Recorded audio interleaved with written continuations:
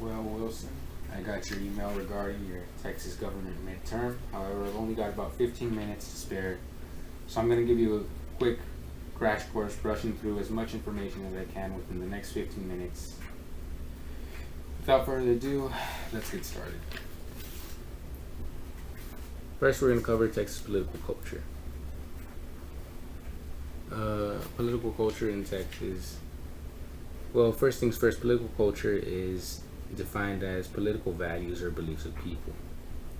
Generally in Texas, there's two main political views, which are considered to be conservative, which is holds a political ideology that involves a limited role for government in taxation, economic regulation, social services, traditional values and lifestyles, and they are very cautious to social change. We also have a liberal political ideology. Liberals tend to believe in the use of government to improve welfare of individuals, government regulation of the economy, and support civil rights, and are also very tolerant of social change.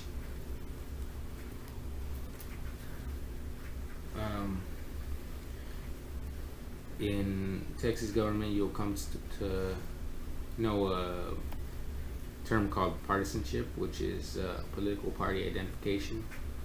It's certain groups identify with certain ideologies, and others just are more inclined to learn about certain different policies.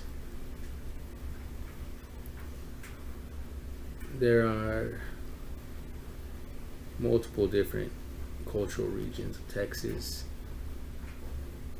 These include the Panhandle, the West, the North, the East, Central Texas, Gulf Coast, the South, the Far West, and German Hiker.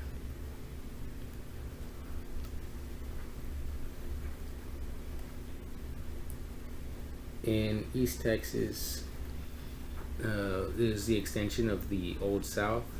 It's rural and biracial, contains very segregated towns and old family money.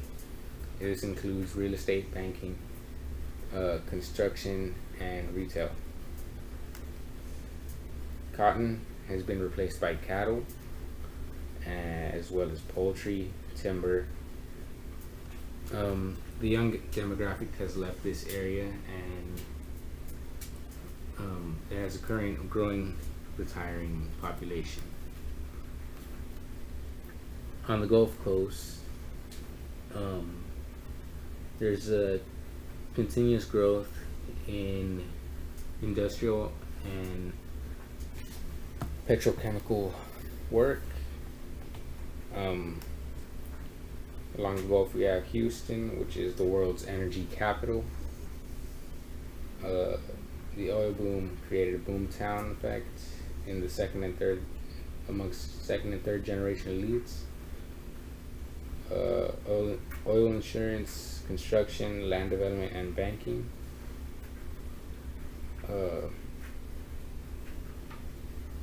There's also a lot of talk towards immigration in these areas. South Texas is the earliest area settled by Europeans. Ranchero culture developed similar to Spain.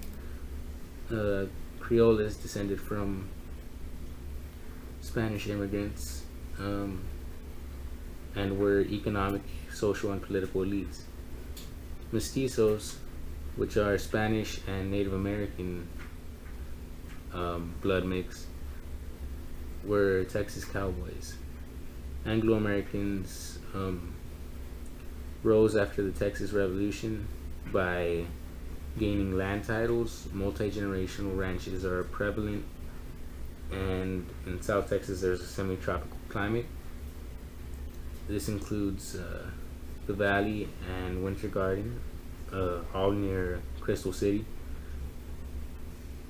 which all around the south has developed into a citrus and vegetable producing region. Manual labor has increased immigration from Mexico in the past. We have Far West Texas, which is also referred to as the Trans-Pecos region. It's similar to South Texas, bicultural. There's a strong Roman Catholic presence, primarily in El Paso, which is the sixth largest mountain time zone. It's the capital and a military manufacturing commercial center, and it has a very agricultural economy. Along the Texas border, Mexican states of Chihuahua, Coahuila, Nuevo León, and Tamaulipas, binational, bicultural, bilingual. Border cities' economies depend on Mexican economy. Maquiladoras, which are Mexican factories for U.S. corporations. There's lax environmental and lax safety enforcement in these factories. The Rio Grande is one of the most ecologically endangered rivers due to these reasons, because there's very relaxed safety regulations as to what can be done to the river.